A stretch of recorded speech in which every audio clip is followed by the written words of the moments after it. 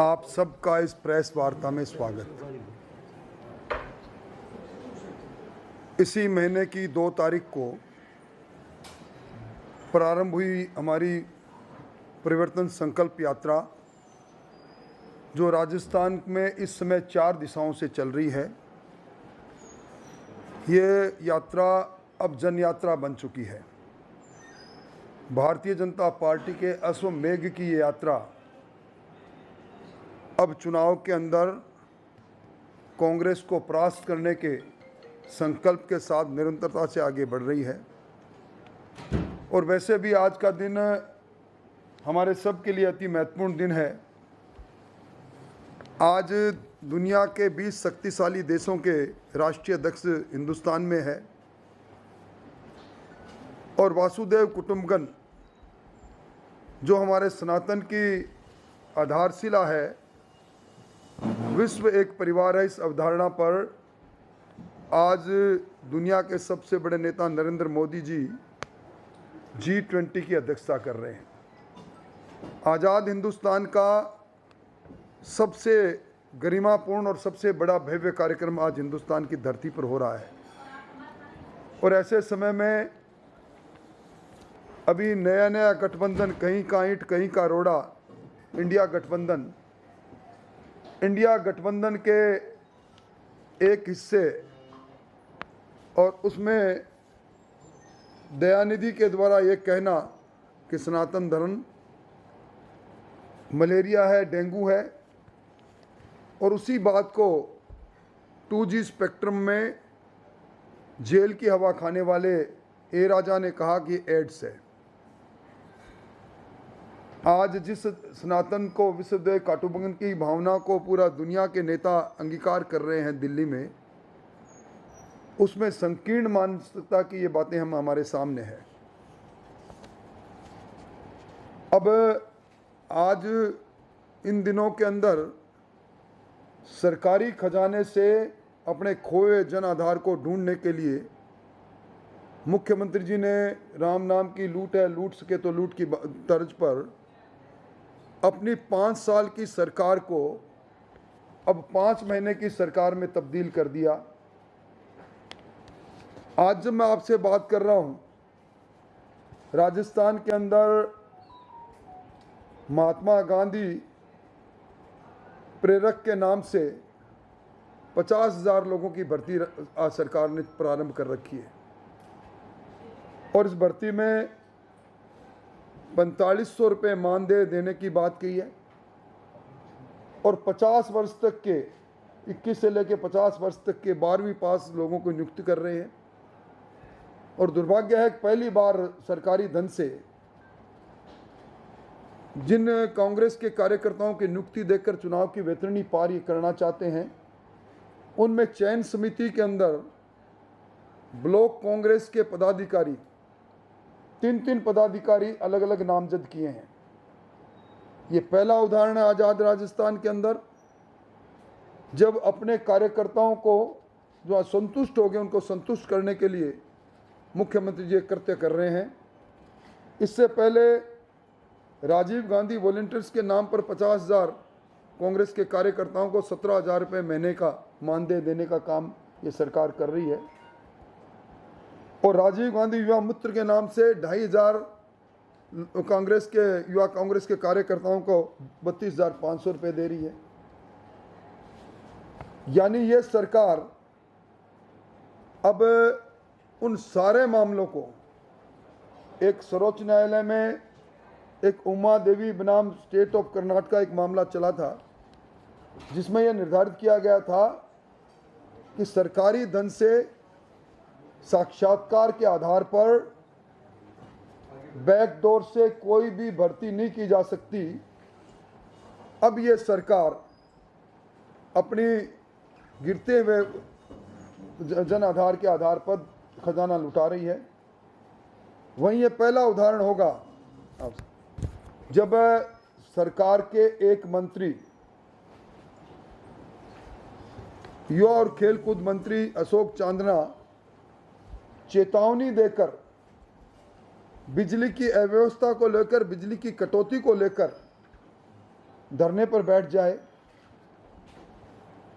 हमारे यहाँ संविधान है, संविधान का आर्टिकल 164(2) ये कहता है एक मंत्री कोई वक्तव्य देता है, चाहे वो सदन में दे चाहे सदन के बाहर दे, समुदाय सामूहिक नेतृत्व जिसको कलेक्टिव रिस्पॉन्सिबिलिटी कहते हैं, उस आधार पर पूरी सरकार का वो बयान माना जाता है। यानी पूरी सरकार ये मानती है कि हम 100 यूनिट बिजली फ्री करने की जो बात हमने कही और फ्यूल चार्ज माफ़ करने की बात कही, ये तथ्यों से परे है। और आज राजस्थान के अंदर बिजली की कटौती को लेकर हाहाकार मचा हुआ है। चांदना जी ने तो धरने पर बैठकर उनके 6 महीने से जो 96 बड़े ट्रांसफार्मर फूके पड़े थे, जिनसे बड़ी संख्या में उनकी विधानसभा के लोग प्रभावित हो रहे थे, वो ले लिए। पर आज भी इस रानीवाड़ा में, इस जालौर में किसान के जो ट्रांसफार्मर है, गांव के ट्रांसफार्मर है, बिजली की कटौती है। सरकार ने वादा तो ये किया था कि वो 2 ब्लॉक में 31 मार्च 2022 के बाद 31 मार्च 2023 के बाद 2 ब्लॉक में किसान को बिजली देंगे। रात को किसान को खेत में बिजली के लिए जाना नहीं पड़ेगा। ये सरकार, जिस सरकार ने बिजली खरीद में सर्वाधिक भ्रष्टाचार किया है, मैं सरकार पर आरोप लगाता हूं। आज की तारीख में हमारे 3200 मेगावाट के जो हमारे खुद के थर्मल पावर प्लांट उनको बंद कर रखा है। और बिजली की एक कृत्रिम कमी जो है, इस सरकार ने विधानसभा में कहा था कि हम सरप्लस स्टेट हो गए। हम 23,309 मेगावाट के साथ विद्युत उपलब्धता के साथ हम सरप्लस स्टेट हैं। और आज महंगी बिजली खरीदने में कीर्तिमान स्थापित किया इन्होंने। 2021 में 14,000 करोड़ की बिजली खरीदी, 2022 में 15,600 करोड़ की महंगी बिजली खरीदी निजी विद्युत उत्पादनकर्ता से। और इसमें भयंकर और बड़ा भ्रष्टाचार हुआ। कोयले की कमी बताकर इसी सरकार ने 1042 करोड़ का एक टेंडर अडानी पावर प्रोजेक्ट को सिंगल टेंडर आरटीपीपी एक्ट के प्रोविजन की धज्जियां उड़ाते हुए दिया। 18,000 रुपये मेट्रिक टन का कोयला, राजस्थान में अब तक का सर्वाधिक महंगा कोयला सिंगल टेंडर से उन अडानी जी से खरीदा, जिन अडानी जी को इस सरकार ने 67,000 हेक्टेयर जमीन उसके विद्युत संयंत्र लगाने के लिए डीएलसी रेट पर दी है। किस मुंह से ये केंद्र सरकार और केंद्रीय नेताओं के इशारा करते हैं? कोयले के खरीद में भयंकर भ्रष्टाचार, बिजली की खरीद में भयंकर भ्रष्टाचार, और किसानों के जो कनेक्शन इन्होंने विधानसभा में कहा था 28 फरवरी 2022 तक जितनी भी एप्लीकेशन किसानों के कृषि कनेक्शन के लिए पेंडिंग है, हम उनको कनेक्शन देंगे। आज तक यहाँ इस इलाके के अंदर 1.5-2 साल से डिमांड नोटिस जमा है। 1 लाख से लेकर 2.5 लाख तक के जमा है, किसान को बिजली नहीं मिल रही। और ट्रंकी प्रोजेक्ट जो इन्होंने बनाया बिजली देने के लिए, 2300 करोड़ का प्रोजेक्ट बनाया, 6 बार निविदाओं की तिथि बढ़ाई और 3900 करोड़ हो गया। भयंकर भ्रष्टाचार करके इस सरकार ने जल जीवन मिशन के अंदर 22,000 करोड़ का भ्रष्टाचार किया, जो प्रमाणित हो गया। कुछ लोग जेल में हैं, कुछ लोग जेल में जाने की तैयारी में है। और मैं समझता हूं कि भ्रष्टाचार का जो कीर्तिमान सरकार ने स्थापित किया है वो किसी से छुपा हुआ नहीं है। इस सरकार के मंत्री पहले राजेंद्र गुड़ा जी, जिनको मुख्यमंत्री जी ने कहा था कि उनके पुत्र रतन के जन्म दिवस पर आप अगर नहीं होते तो मेरी सरकार नहीं बचती। आज हमारी सरकार पर आरोप लगाते हैं, हॉर्स ट्रेडिंग का आरोप लगाते हैं। 2 बार मुख्यमंत्री जी ने पूरी बहुजन समाज पार्टी को निगल लिया। और उन्हीं के नेता राजेंद्र जी गुड़ा, जिनको सब्जबाग दिखाए थे, जब वो पूरे नहीं हुए तो उन्होंने सबसे पहले कहा कि सरकार का अलाइनमेंट खराब है। मंत्री रहते हुए उन्हें मंत्री परिषद की बैठक में बाहर आकर कहा कि हमारे यहाँ 40% का कमीशन चलता है। उन्होंने कहा कि हमारा सबसे भ्रष्ट मंत्री शांति धारीवाल है। और उसके बाद सदन में उन्होंने कहा कि बहन बेटियों की इज्जत सुरक्षित नहीं। उनको बर्खास्त किया गया और वो लाल डायरी लेकर आए और लाल डायरी टेबल कर रहे थे, तब लाल कपड़े से जिस तरह सांड भड़कता उस तरह कांग्रेस पार्टी भड़की और सदन में मार्शल ने पुलिस बुलाई। हमारे एक मदन दिलावर जो दलितों के नेता, उनको निलंबित किया गया, सदन की कार्रवाई को बंद किया गया। और लाल डायरी में उन्होंने जो आरोप लगाए आरसीए के चुनाव में, मुख्यमंत्री जी के ओएसडी पर आरोप लगाया, मुख्यमंत्री जी के बेटे पर आरोप लगाया, मुख्यमंत्री जी पर खुद पर आरोप लगाया, बोली नहीं। ये सरकार लाल डायरी की सरकार है। मैं मांग करना चाहता हूं कि सरकार इस पर अपना वक्तव्य दे। प्रियंका जी आज निवाई में आ रही है, तो प्रियंका जी निवाई में आए, पहले वो बाघ देखने आई, पर्यटक के रूप में आती है, तो उनको कम से कम दरियावद जरूर जाना चाहिए। मेरा उनसे मेरी उनको सलाह है। मणिपुर की बात को, निवस्तर महिला की बात को उन्होंने राष्ट्रव्यापी आंदोलन कांग्रेस ने किया। यहाँ भी मेरी बेटी निवस्त करके और गांव में घुमाई गई। इनको कोटड़ी में जरूर जाना चाहिए, जहाँ इनके खासम खास धीरज गुजर, जहाँ हारे हुए विधायक होने के बाद भी विधायक के रूप में काम कर रहे हैं। वहाँ एक दलित की बेटी को बलात्कार करके जिंदा भट्टी में जला दिया गया।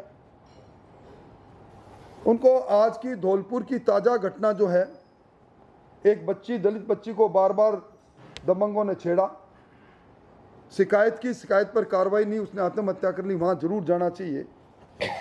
और ये मौजूदा सरकार, जो सरकार आज लंबी लंबी बात कहती है, राजस्थान के अंदर कल से पेट्रोल पंप के लोग हड़ताल पर जा रहे हैं।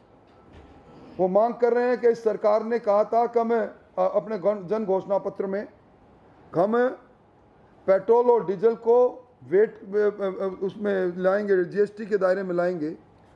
आज सर्वाधिक महंगा पेट्रोल पर जो हमारा वेट है 31.4% है, डीजल पर 19.30% है, रोड सेस ₹1.75 प्रति लीटर है। इसको कम क्यों नहीं करते? महंगाई राहत के नाम पर अन्नपूर्णा किट के माध्यम से भ्रष्टाचार और अमानक किट बांटने का आरोप सरकार पर लग चुका है। सर्वाधिक मंडी टैक्स यहाँ है, सर्वाधिक महंगी बिजली यहाँ है और सर्वाधिक अपराध यहाँ है। ये जालौर का इलाका नशीले पदार्थों के लिए ट्रांजिट रूट बन गया। इन सारे बुनियादी मुद्दों के साथ मैं प्रियंका जी को कहूँगा कि उन्होंने कहा मैं लड़की हूँ, लड़ सकती हूँ, तो राजस्थान में जो हमारी बेटियों के साथ जो जिस प्रकार का एक के बाद एक दुष्कर्म हो रहे हैं, और मुख्यमंत्री जी कह रहे हैं कि बलात्कार करने वाला कोई दूसरा नहीं, परिवार के लोग ज़्यादा हैं और 50% मामले छूटे हैं। संसदीय कार्य मंत्री कहते हैं कि बलात्कार इसलिए होते हैं कि मर्दों का प्रदेश है। इस पर उनको संज्ञान जरूर लेना चाहिए। और मैं ये कह सकता हूँ कि बिजली और पानी और बढ़ते अपराध और इस इलाके में क्षतिग्रस्त सड़कें और जिस प्रकार ओले टपकते हैं उस तरह जिले टपकें, और इन्होंने जिस प्रकार सांचौर जिला बनाया है और सांचौर जिला के अंदर रानीवाड़ा की कुछ ग्राम पंचायतों को जबरन शामिल करने का काम किया। हमारी सरकार आएगी, हम जिलों के गठन को तार्किक करने की कोशिश करेंगे। हमारी सरकार आएगी, इस यहाँ माही का पानी किस प्रकार है इस पर हम अलग से एक स्कीम बना के करेंगे। मोटे तौर पर मैं कह सकता हूँ कि ये राजनीति कुराज है। इस शासन के अंदर आज जब मैं आपसे बात कर रहा हूँ, राजस्थान में 104, 108 की सेवाएं ठप पड़ी है, पिछले 8 दिन से ठप पड़ी है। और उनकी मांग है कि हमें संविदा में नियुक्ति, दूसरे लोगों को संविदा में लेने की बात कि हमें भी लें। संविदा के अंदर जो काम कर रहे थे, जिन्हें सबजबाग दिखाया था 1,36,000 लोगों को, हम आपको नियमित करेंगे, आज तक नियमित नहीं। अब सरकार के खिलाफ सड़कों पर आंदोलन चालू हो गए और इधर भारतीय जनता पार्टी ने अपनी खंदक की लड़ाई प्रारंभ कर दी। मोटे तौर पर मोटी मोटी बुनियादी बातें जिनको लेकर हम यहाँ इस परिवर्तन के आगाज़ को कर रहे हैं, मैंने आपके सामने रखी।